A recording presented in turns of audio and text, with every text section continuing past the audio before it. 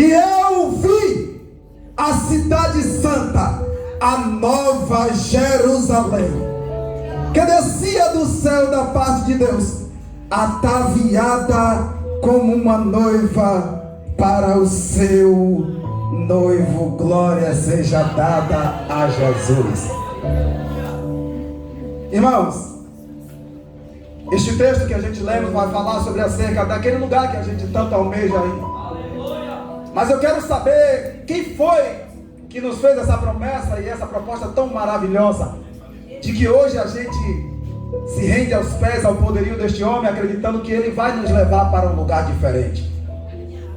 E eu tomei por base nessa noite o Evangelho de Jesus Cristo, segundo escreveu Marcos, no seu capítulo 1. Marcos, ele escreveu o Evangelho de Jesus direcionado ao povo de Roma.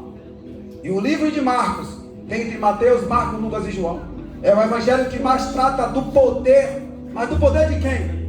Se Mateus chama ele de rei, o Messias, João chama ele de o verbo de Deus, Lucas, o varão perfeito ou filho do homem, Marcos trata ele como o servo fiel, aquele que veio para servir e dar a sua vida em resgate de muitos.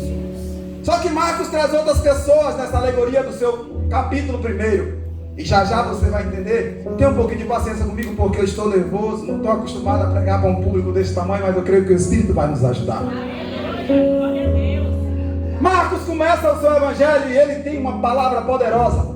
Ele começa dizendo a seguinte frase: princípio do evangelho de Jesus Cristo, o Filho de Deus, conforme está escrito no livro do profeta Isaías: eis que eu envio meu mensageiro diante de ti, a fim de preparar o teu caminho. A voz do que clama no deserto: preparai o caminho para o Senhor e tornai retas as suas veredas. E foi assim que apareceu João, pregando no deserto um batismo de arrependimento para perdão de pecados. E vinham encontrar-se com ele pessoas de toda a região da Judéia e todo o povo de Jerusalém. E era batizado por João no Rio Jordão. E João pregava dizendo: eu em verdade batizo com água, mas depois de mim vem um homem aí, e esse é mais poderoso do que eu, ó glória. Amar a eu não sou digno sequer de me encurvar para desamarrar as correias da sua sandália, e esse vos batizará com o Espírito Santo. Segue o discurso aqui, João apresentando Jesus como um homem poderoso, um servo poderoso. Aí o livro segue dizendo: naqueles dias apareceu Jesus, vindo da Galileia, e foi batizado por João no Rio Jordão. E logo depois que ele saiu da água, viu os céus rasgando-se e o Espírito descendo na forma corpórea de uma pomba, e se apoderou de Jesus. E ouviu-se uma voz poderosa do céu dizendo: este aí é o meu filho amado, e nesse eu tenho prazer, ó glória. Jesus é batizado e o Espírito se apodera dele, e na mesma hora o Espírito o impeliu ou o dirigiu para o deserto. Aí Marcos segue dizendo: e ali esteve ele durante 40 dias e 40 noites, jejuando durante 40 dias. Viveu entre as feras selvagens, mas os anjos o serviam. Observe a alegoria de Marcos. Ele vai dizer que o Espírito que guiou Jesus para o deserto. E Jesus esteve lá no deserto, viveu 40 dias, sendo tentado todos os dias por Satanás. Viveu entre as feras selvagens. Mas quando Jesus passou os 40 dias, o varão pregou na estante perguntando se tinha anjo garçom. Está aqui nesse livro. Os anjos descem para servir a Jesus em pleno deserto. Para a tua vida agora, crente, se você tem certeza que está nesse vale, nesse deserto, e for conduzido pelo Espírito, o mesmo Espírito que te levou até esse deserto, ele se encarregará de trazer você de volta ileso. Dizendo: então João foi levado ao cárcere E sabendo Jesus que João estava preso, partiu uma vez mais para a Galiléia. Quem trouxe Jesus de volta? Se ele estava no deserto durante 40 dias sendo tentado e perseverou, o mesmo Espírito leva Jesus de volta para a Galiléia. Jesus chega intacto. E no versículo 14 e 15 a seguir desse capítulo, Jesus tem uma mensagem para o povo. Quando Jesus chega, a mensagem de Jesus, João pregava dizendo: arrependei-vos, porque é chegado o reino de Deus. Eu batizo com água para arrependimento de pecados, mas depois de mim vem um homem que é mais poderoso do que eu. E quando Jesus chega, ele prega uma mensagem quase que igual a de João, mas ele diz uma palavra que essa ficou no meu coração: o tempo está cumprido e é chegado o reino de Deus. Arrependei-vos e creiam no Evangelho. O tempo está cumprido de cá, Jesus. A porta da graça, meu filho e minha filha, acabou de se escancarar para você. Oh, glória! Até aqui durou Isaías, Jeremias, Daniel e o último que foi João Batista. O cajado agora está na mão de Jesus. Jesus é o dono da igreja. Toma o cajado e vai pela praia do Mar da Galileia. Eu já vou tirar esse jogo que está passando, eu não estou enxergando mais nada. A casa está tomada pela glória de Deus. Sabe por que você está sentado aí, meu filho? Minha filha? Não é porque ninguém aqui é poderoso, é o Espírito de Deus que te segurou aqui até agora. O poderoso aqui é Ele, o grande é o Espírito de Deus. Jesus vai pela praia do Mar da Galileia e encontra dois varões primeiro, Simão e André, o seu irmão. E eles estavam lançando as redes ao mar porque eram pescadores. Sem demora, Jesus os chamou. Marcos vai dizer isso na alegoria dele. Sem demora, Jesus os chamou. E eles prontamente seguiram. Jesus disse: vinde a mim e eu vos farei pescadores de homens. Eles se levantaram imediatamente e seguiram a Jesus. Jesus vai andar um pouco mais adiante, vai encontrar Tiago e João, os dois filhos de Zebedeu com Salomé. E eles estavam consertando as redes no barco com seu pai Zebedeu. Quando Jesus os chamou, sem demora, eles se levantaram e seguiram a Jesus. Não quiseram saber quem estava ao seu redor, mas a prioridade era seguir para o reino.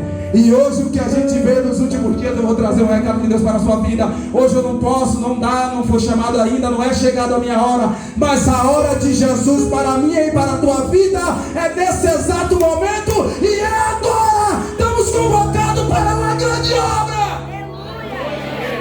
Não tem amanhã, não tem depois de amanhã, agora. O negócio de Jesus com você é hoje e acabou. Jesus chama os homens e eles seguem a Jesus. Aí o texto diz que entrando Jesus em Cafarnaum, e assim que chegou o sábado, Jesus entrou na sinagoga e começou a ensinar a palavra. Jesus entrou em Cafarnaum por acaso? Nada acontece por acaso.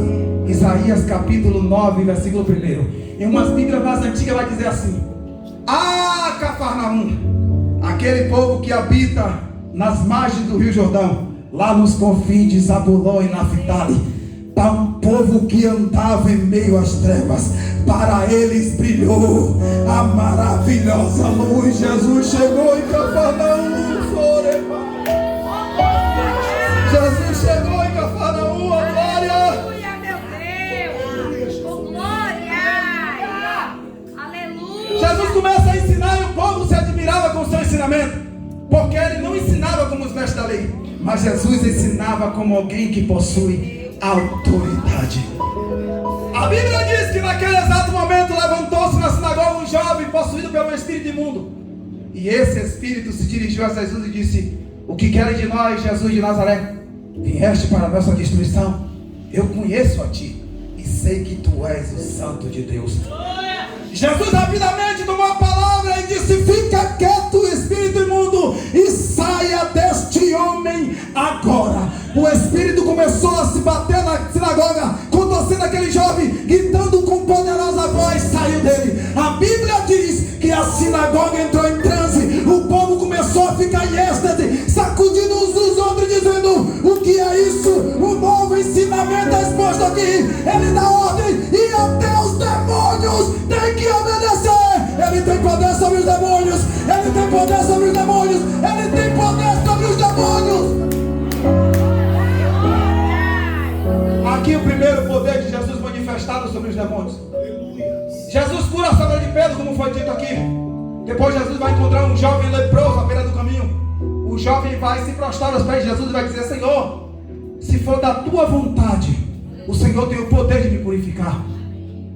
Jesus vai dizer, tomado de íntima compaixão: eu quero, meu filho, seja purificado. É reconhecer o poderio de Jesus. Ele não colocou Jesus na parede e disse: Senhor, quero ficar curado, estou leproso. Não. Se for da tua vontade, o Senhor tem o poder de me purificar. Jesus purifica aquele homem e diz: olha, não diga nada a ninguém, mas vai e mostre-te ao sacerdote e ofereça o sacrifício que Moisés prescreveu na lei, para que te sirva de testemunho. O homem vai sair dali, varão, e vai sair contando aquilo que Jesus fez e ainda muitas outras coisas. E sabe o que foi que aconteceu? Jesus não pôde mais entrar na cidade publicamente, mas viu-se obrigado a ficar em lugares desertos. Mas mesmo assim o povo ia ter com Jesus. Porque tem coisas que Jesus faz nas nossas vidas que é para a gente guardar. Porque quando a gente fala, às vezes atrofia o ministério de outras pessoas que estão do nosso lado, porque a gente falou demais. Só que no capítulo 2 do livro de Marcos, esse livro é uma explosão de milagres do capítulo 1 até o capítulo 5. A Bíblia vai dizer que Jesus entrou de novo em Cafarnaum. E logo depois de alguns dias entrou em Cafarnaum e o povo ficou sabendo que Jesus estava em casa. E foram tantos que se aglomeraram ali que não havia lugar nem a porta. E Jesus lhes pregava a palavra. Alguns estudiosos dizem que aquela casa era de Jesus, outros dizem que era de Pedro. Mas eu quero me ater nesta noite para o que Jesus fazia naquela casa. E a Bíblia enfatiza dizendo que ele lhes pregava a palavra. Vieram trazer um paralítico conduzido por 4 homens, não conseguindo chegar até Jesus por causa da multidão. Descobriram uma parte do teto e desceram a marca onde estava o paralítico, onde estava Jesus. E quando Jesus viu a fé daqueles homens que eles demonstravam, Jesus disse: filho, perdoado de ti estão os teus pecados. Meu Deus! Muitas das vezes a gente vai para Jesus com uma expectativa terrível de que Jesus possa curar a nossa carne, sarar aquilo que está no exterior para que as pessoas vejam que a gente está bem. Mas na verdade Jesus quer cuidar daquilo que está ferido lá dentro. Jesus sabia exatamente onde tocar. Perdoados são os seus pecados. Os fariseus falaram: quem é esse que pode perdoar pecados? Olha que passa. A não ser exclusivamente Deus. Quem é Jesus? No princípio ele era a palavra, e a palavra estava com Deus, e a palavra era Deus. Ele, a palavra, estava no princípio juntamente com Deus. Todas as coisas foram feitas por ele, sem ele nada do que foi feito se fez. Jesus é a palavra de Deus. Jesus é o verbo encarnado. João 1:14. Jesus vai dizer àqueles homens: o que é mais fácil dizer a esse paralítico? Perdoado de ti estão os teus pecados, ou dizer: levanta, toma a tua cama e anda? Mas para que vocês saibam que o Filho do Homem tem na terra a autoridade para perdoar os pecados, disse ao paralítico: levanta, toma a tua cama e vai andando para a tua casa, para o seio da tua família. Glória!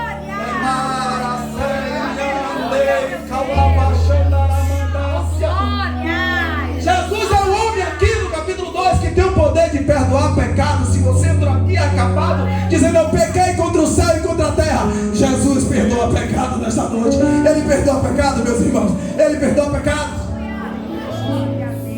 Capítulo de número 3. Jesus vai dar um show na beira do mar da Galileia. A multidão vai seguir a Jesus de uma forma poderosa. O texto vai dizer que as pessoas se acotovelavam para encostar em Jesus. E as pessoas que eram tomadas por espíritos imundos vinham, e ao encostar em Jesus ele dizia: fica quieto e saia dele.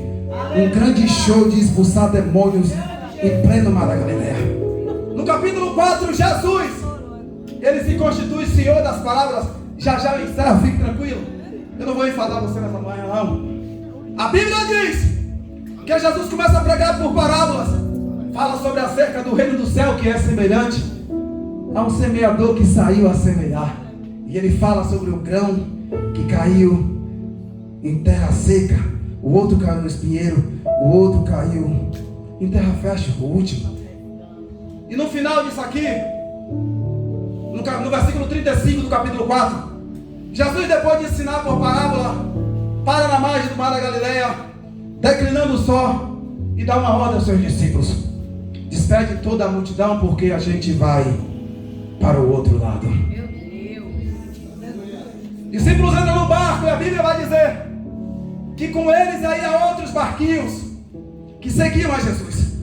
Quando chega em alto mar, a Bíblia vai dizer que se levantou um grande temporal de vento. As ondas subiam imensamente entrando no barco, e Jesus estava na popa do barco dormindo em uma almofada. Veja bem o cenário. Os discípulos começam a se agoniar porque a água estava entrando dentro do barco. Agora o que me chama a atenção aqui, sabe o que é?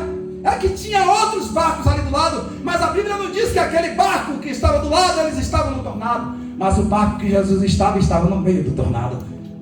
Os discípulos poderiam chamar quem eles quisessem, acredite, eles não iam resolver a situação. Meu Deus. Vai ter momento em sua vida que você vai até gritar, se espinhar, mas absolutamente ninguém vai poder te ajudar. Meu Deus. E você vai ter que fazer alguma coisa para incomodar o céu, para chamar a atenção dele. Eu vou repetir de novo, que é para você ficar bem entendido nesta manhã. Você vai ter que se locomover, se predispor, e você vai ter que agitar o céu para poder te ouvir. Você vai ter que tocar no coração de Jesus para ele poder responder. A Bíblia diz que os discípulos começam a gritar: Senhor, o Senhor não se importa que nós mereçamos, o barco está afundando, nós vamos morrer. Eles estão dizendo: Senhor, a gente perdeu o controle, eu não tenho mais o controle desse barco, ele vai afundar se continuar na minha mão. Aí o texto diz: e Jesus se levantou.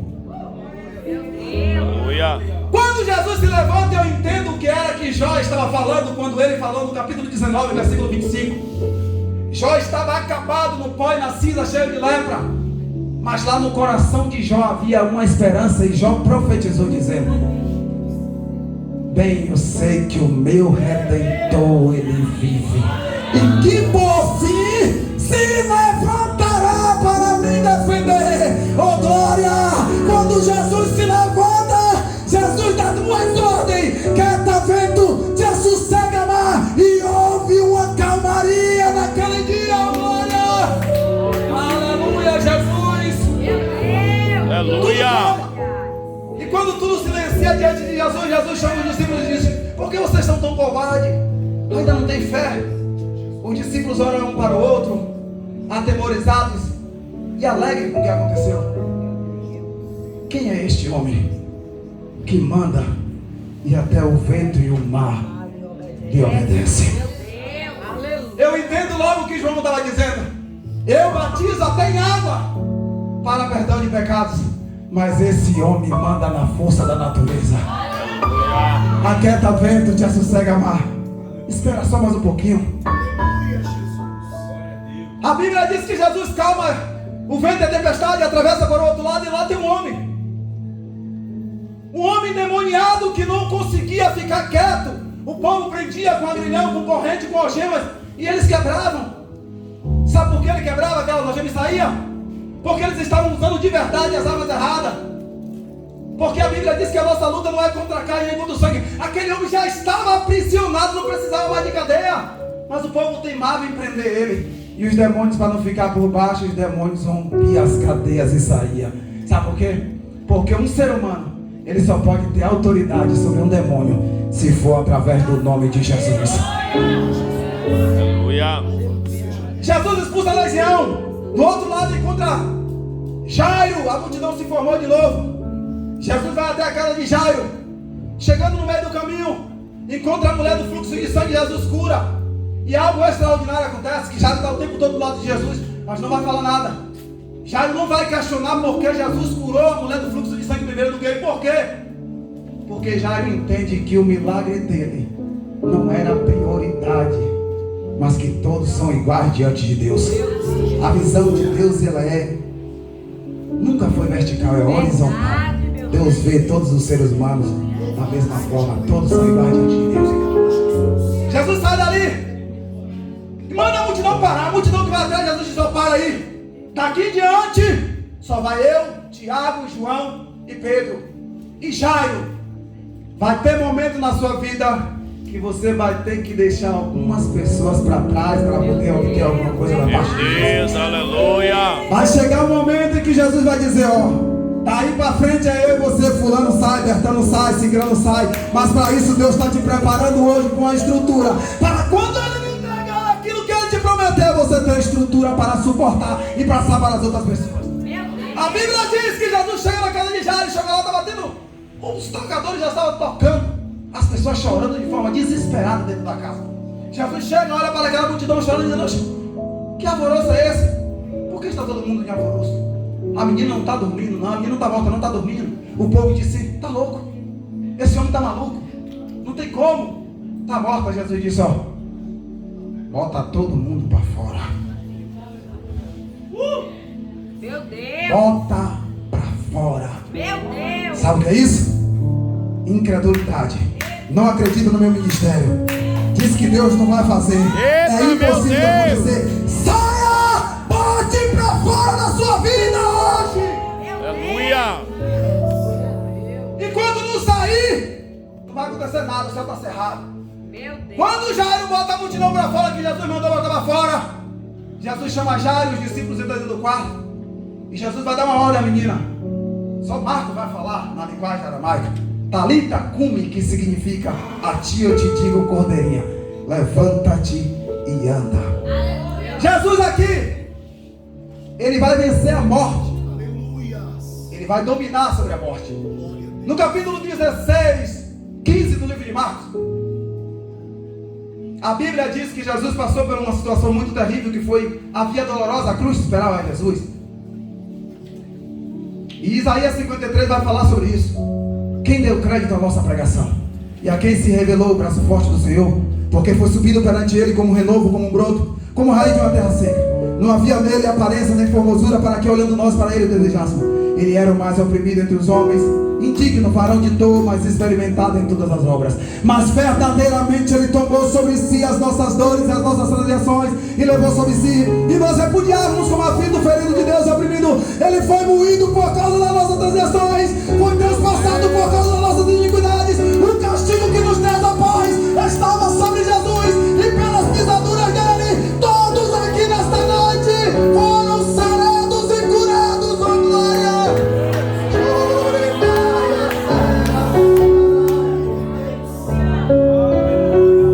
Jesus vai para a cruz, capítulo 15 ainda, morre. Só que chega na cruz, Jesus na cruz, Ele tem um propósito grande.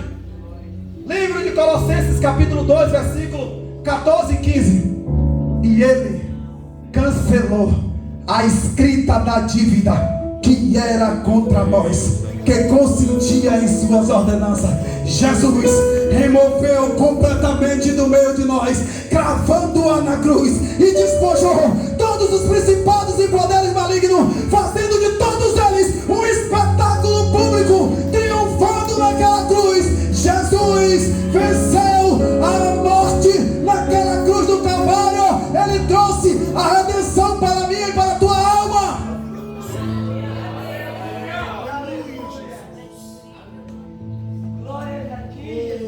Aleluia. Jesus vence a morte, vai para a crucificação, morre, ressuscita no capítulo 16.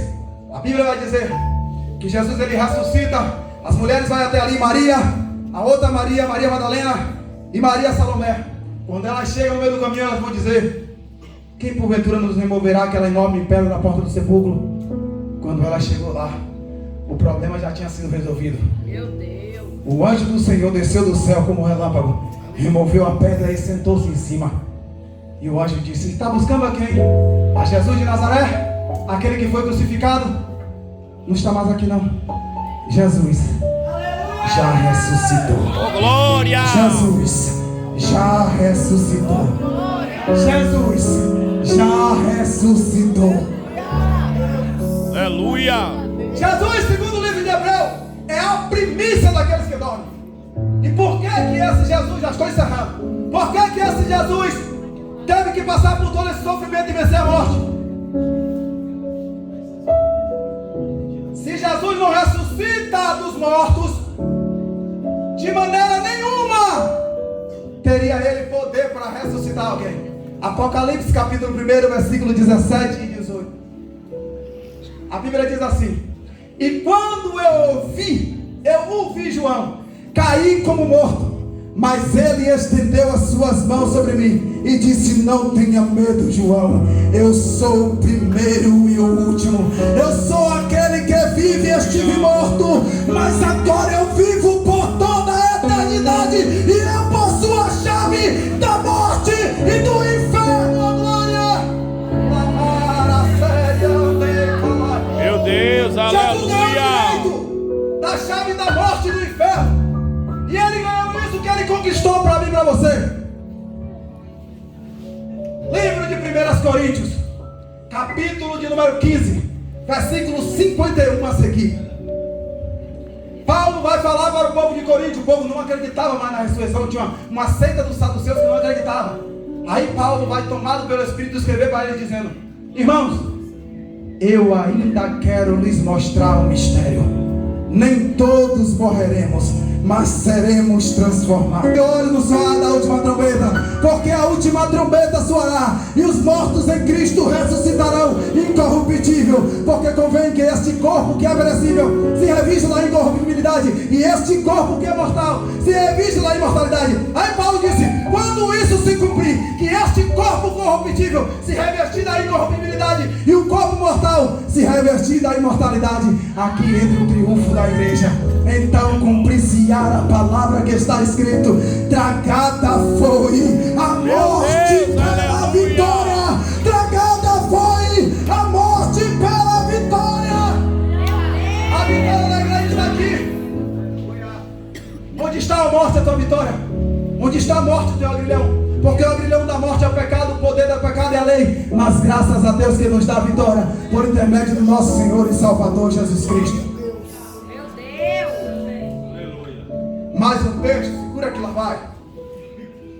1 Tessalonicenses capítulo 4, versículo 16, 13.